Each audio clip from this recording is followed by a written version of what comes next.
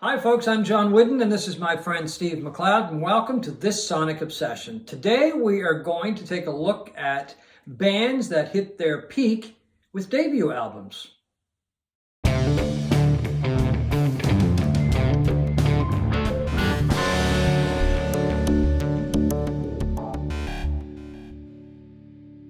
Hi folks, today we're going to take a look at a few albums where we think bands hit their peak. Their best product was their debut album. This doesn't mean to say that they didn't make good music after the debut albums, but I don't know, there was just something about the first one that... They hit it out of the park. They hit it out of the park. On the first one, and the second, third, fourth, fifth, sixth, whatever, was not quite as auspicious. Exactly. Auspicious debuts. That's right. And when I was going through my collection and looking at stuff online, I was like, it struck me that, wow, there were a lot of bands that did just that. We don't have time to go over them today, but... Yeah. Well, you know what they say, there's that expression that it takes a lifetime to do your first album. Right. So that you've got your whole lifetime's work, and maybe the second album is a lot harder to do than the third. But then again, having said that, there were a lot of bands that, eased into it. Oh, yeah. Like the Beatles, the biggest bands of all time that didn't really have great debuts compared to what was to follow. But these are the bands that did it right the very first time. We think anyway. You may not agree. Well, that's fine. That's too bad. Leave a comment. We'd be interested to hear what you say. Yeah. My first choice goes to the Flying Burrito Brothers, The Gilded Palace of Sin. How could you not like an album by a group called the Flying Burrito Brothers? And the name of the album, the first album, is Gilded Palace of Sin. Yeah, it was very good. Well, it was great. I mean, and it was a good album. It was a great album. First of all, I mean, the name was amazing, original. I didn't know what to expect when I heard about the band before I saw a picture or anything. And then, of course, the album is great. Just a huge, great mix of country rock. Broke down a lot of barriers. Chris Hillman and Graham Parsons put the band together. They had been together. They are there in the Byrds and left the Byrds after Sweetheart of the Rodeo, which of course was a groundbreaker when it came to mixing country and rock. Put together Flying Burrito Brothers, and as we said earlier, just hit it out of the park on the first attempt. A really good mix of country in there, country rock, some soul standards. There is Dark End of the Street, the old soul classic that they kind of turned into not a full-blown country classic, but it's got a real tinge of country sound in there. Graham Parsons, of course, was from Georgia, so he grew up listening to country music. Chris Hillman was steeped in country music. He kind of grew up playing it too, as bluegrass groups, and then, of course, he was a member of the Byrds for many years, along with Graham Parsons. And Hillman's one of those guys, he's played with a lot of different people over the years, and he's played on a lot of really good albums and a lot of really important albums. There were the Byrds material that he did, there was Flying Burrito Brothers, Manassas with Stephen Stills and a bunch of other people. I really liked that. I mean, and how could you not? I mean, the album, the front cover with their nudie suits on, I didn't know what these guys were. I thought they were left over from a carnival or something, right? I didn't know what a nudie suit was until I read a bit about it. And they were, if I remember correctly, kind of based on the outfits that Buck Owens and the Buckaroos those guys, wore. Yeah, right? And Buck Owens, of course, and Merle Haggard are responsible for what's called the Bakersfield sound of country and western music, which Hillman and Parsons subscribed to as well. So anyway, that's my first choice, Gilded Palace of Sin. Flying Burrito Brothers. I do want to say that I enjoyed a lot of the other stuff that the brothers did. The second album, Burrito Deluxe, was really good as well, but that's a standout. Well, I didn't hear this album probably until late 90s, maybe. Oh, really? Well, because of strictly what you said, for the most part. I was not a big country fan, and, nudie suits, as incredible as they look today, didn't really do it for me back in the 70s, 80s, and probably into the 90s.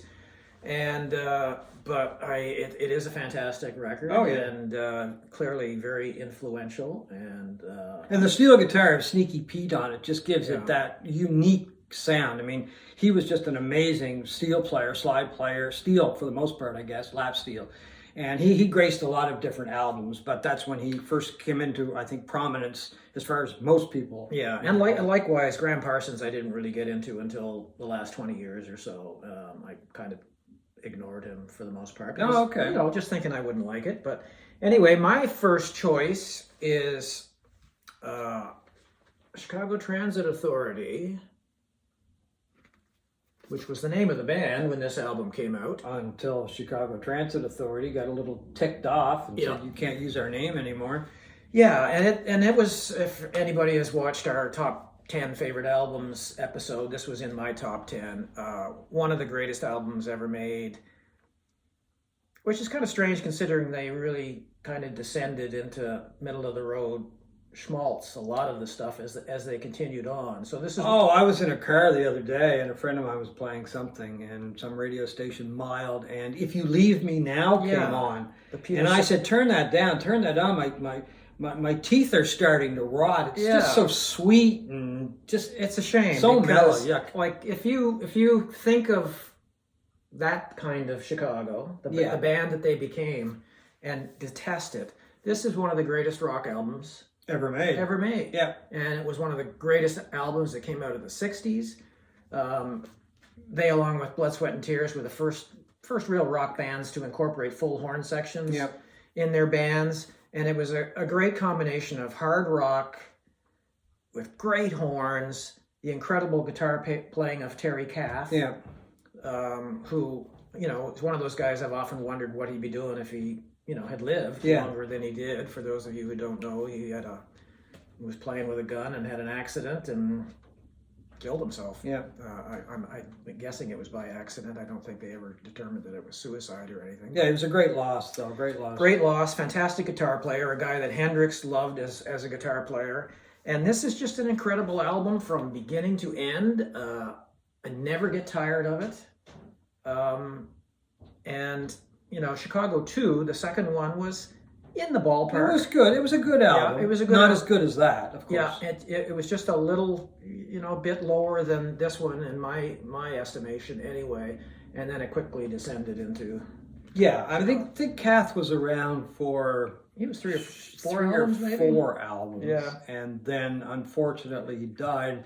And after he died, that to me was the end of Chicago with any kind of real full sound. It just got... Peter Cetera began to take over, and that was where we used to call it MOR, middle of the road, right. And that's basically what they became. Yep. So my second choice for the debut album, where a band hit its peak, Bad Company. If I remember correctly, I heard about this group. I was a huge fan of Free. Paul Rogers singing, of course. I mean, the guys. He's one of these guys that I've said it before when talking about other artists. He could sing the phone book and it would sound good. But I was familiar with Paul Rogers from Free, and Simon Kirke, the drummer, was with Free as well. Free broke up. Heard that they were forming a band with Mick Ralphs, who was with Mata Hoople, who I liked, the band I liked, and Boz Burrell, who had been with King Crimson, which I liked as well. And he was in one of the incarnations of King Crimson. Anyway, I ordered that album, I think, from a place in Berkeley, California called The Dedicated Fool, because I heard it was just going to be available as an import. So anyway, I didn't have that in Sherbrooke. No, they didn't. The record store in Sherbrooke didn't have it. No. Oh my God.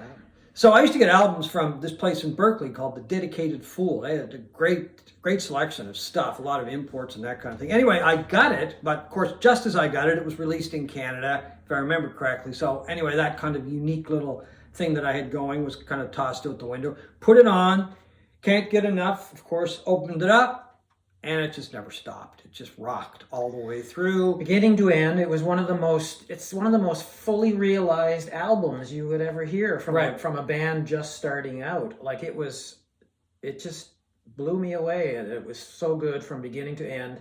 I mean, Paul Rogers is one of the greatest singers of all time. Oh yeah, yeah. And nothing they did was quite as good. I mean, Straight Shooter, the second one, was okay. Yeah, it was all right. And then some of the stuff had really good material, but nothing like that. Songs weren't long, they were short to the point, and they just rocked from start to finish. There were a couple of mellow songs on that.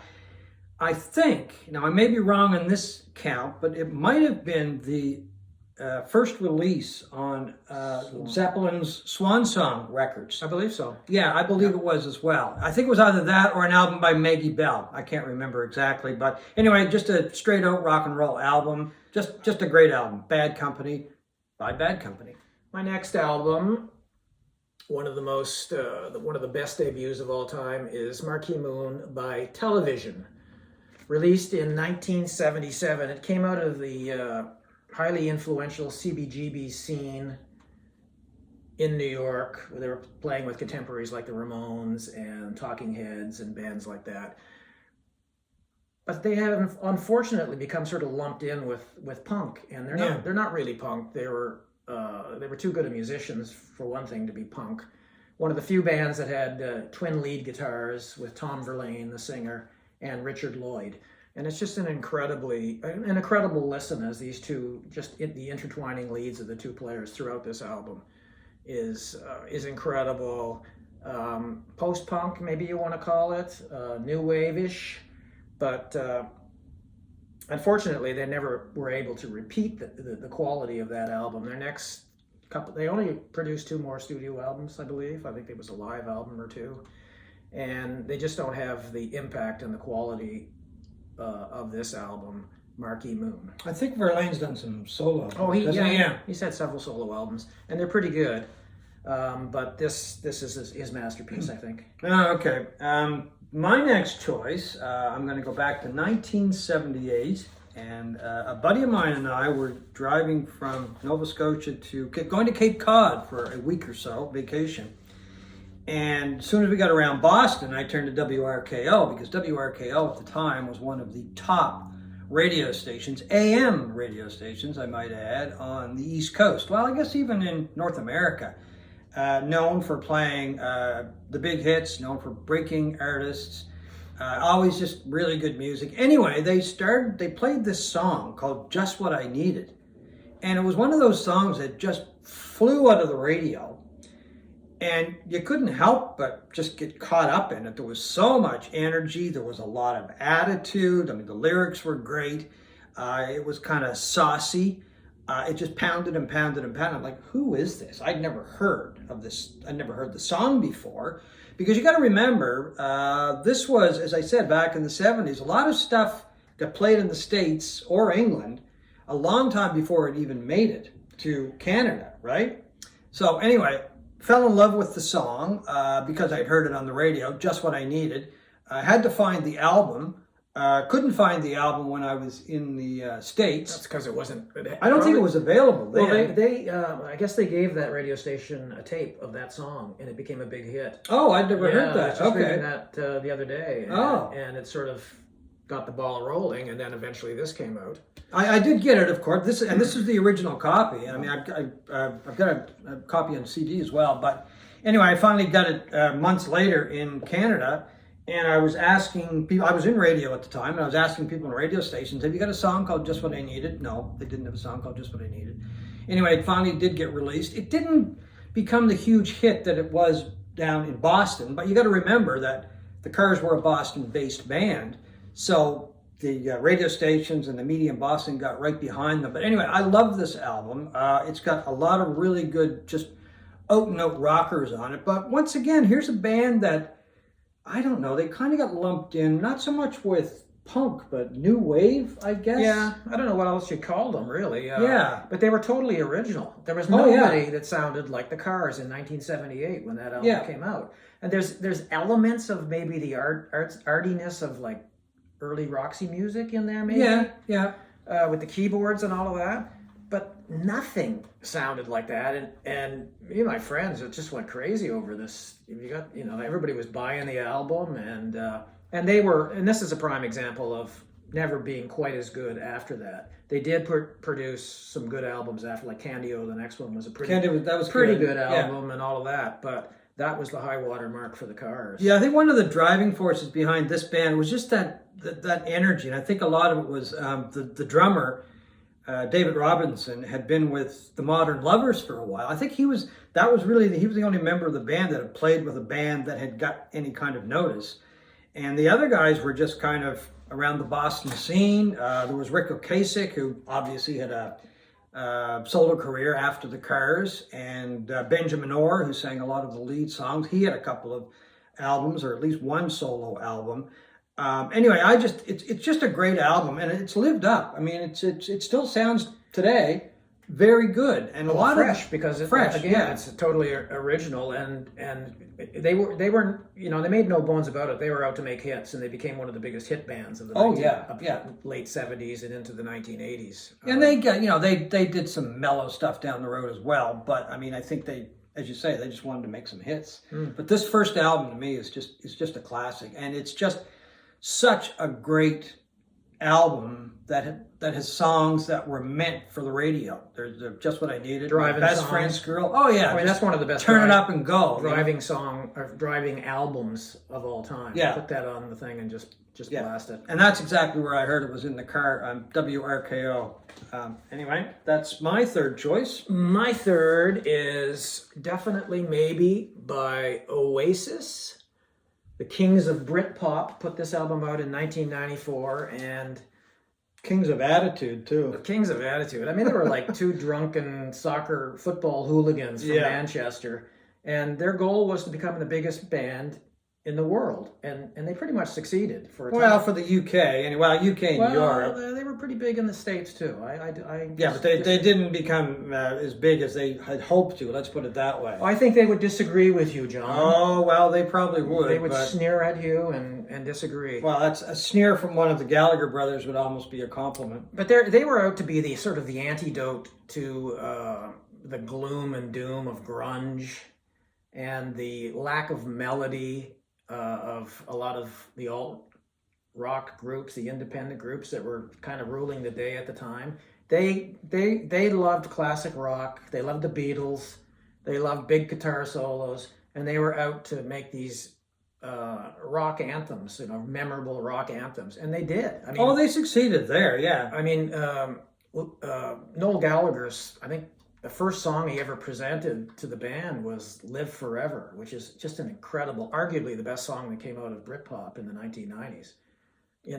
These massive choruses and I think, this one is somewhat up for debate. I think some people would say What's the Story, Morning Glory, their second album, is as good. I don't think so. I don't think they were ever as good as this. It was such a breath of fresh air for someone like me who really wanted to hear loud guitars and hooks aplenty in their music, and this did it for me.